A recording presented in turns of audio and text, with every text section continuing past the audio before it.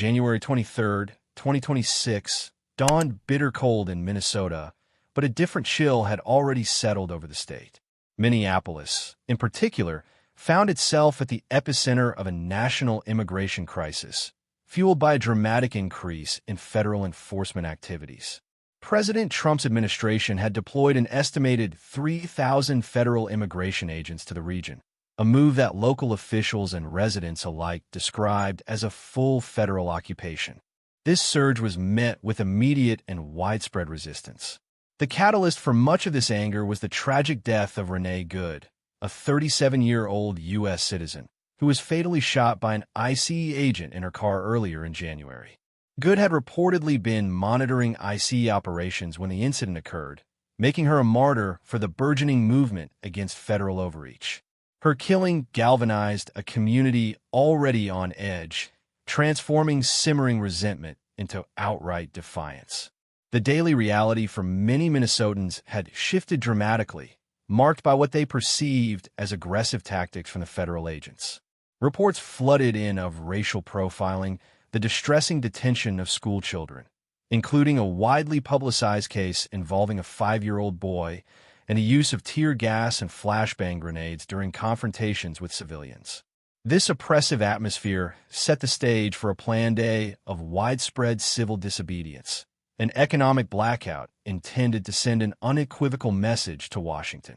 The stage was set for Ice Out, a protest that transcended typical demonstrations, aiming to bring the state's economic engine to a grinding halt. The call for Ice Out resonated deeply across Minnesota, culminating in an unprecedented economic blackout and general strike on January 23, 2026. This day of action was designed not merely as a protest, but as a comprehensive withdrawal of labor and commerce, intended to inflict a tangible economic cost in protest of the federal immigration surge. Thousands of workers across the state stayed home, their absence a deliberate statement of solidarity and defiance. Students, from elementary to university levels, skipped school, joining the ranks of protesters who prioritized civil action over daily routines.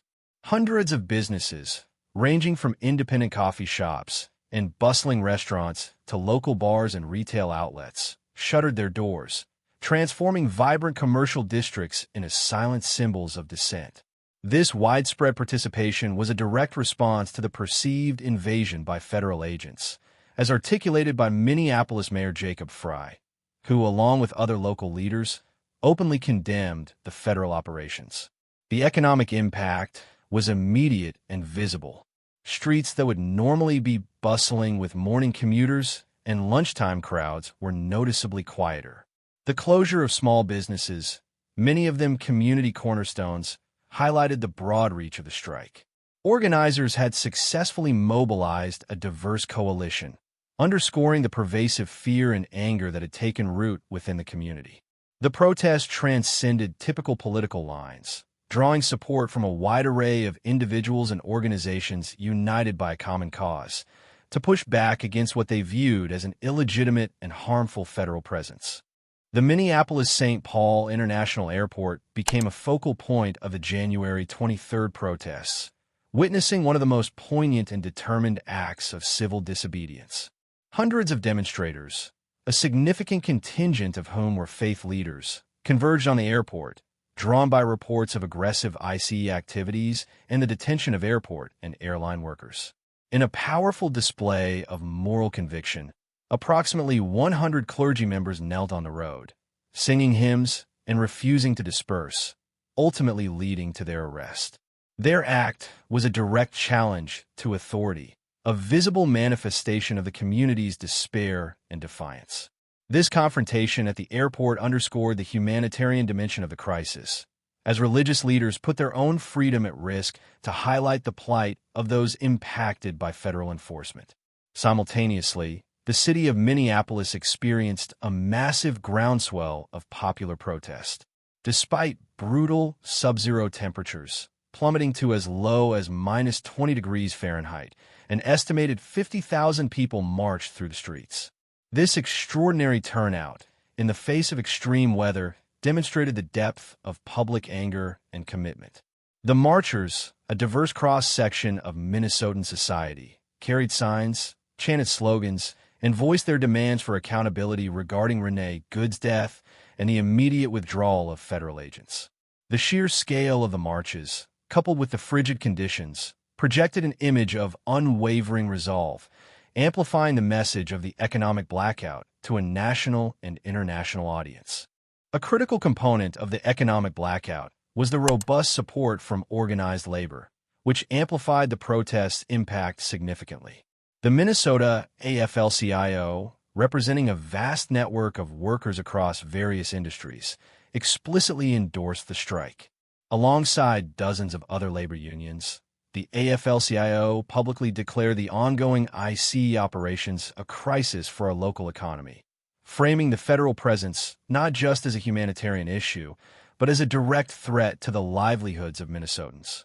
This widespread union backing provided legitimacy and organizational strength to the strike, encouraging members to participate without fear of reprisal and bolstering the overall numbers of those who withheld their labor. Beyond the unions, the strike also saw remarkable participation from the business community. More than 700 businesses across Minnesota reportedly closed their doors for the day. These closures ranged from small, family-owned establishments to larger local enterprises, all choosing to express solidarity with the protesters and to demonstrate the economic cost of the federal crackdown. Owners explained their decisions as a response to the pervasive fear among their employees and customers, and as a principled stand against what they considered an unwarranted and destabilizing federal intervention. The collective action of businesses and labor unions transformed the protest from scattered demonstrations into a cohesive, statewide economic disruption, projecting a unified front against the federal immigration policies.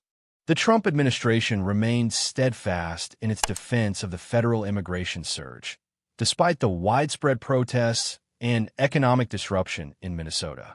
Official statements from Washington maintained that the operations were essential for addressing public safety threats and combating alleged fraud within specific immigrant communities.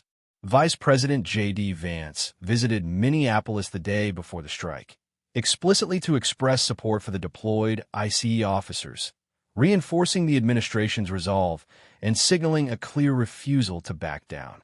A Department of Homeland Security spokesperson dismissed the burgeoning protests as insane, accusing labor leaders of protecting public safety threats rather than advocating for community welfare. This rhetorical hardening from Washington underscored the deep ideological chasm between the federal government and the protesting communities in Minnesota. The events in Minnesota, however, did not remain isolated. The economic blackout and the impassioned calls for ICE out for good resonated across the United States, sparking a national day of solidarity. Smaller, yet significant protests and solidarity actions were reported in major cities nationwide, including Phoenix, Seattle, and New York. These actions, though not always on the scale of Minneapolis, indicated a broader national concern and a growing movement against aggressive federal immigration enforcement. The cold streets of Minnesota thus became a flashpoint, illustrating the profound tensions over immigration policy and federal authority that defined the American political landscape in early 2026.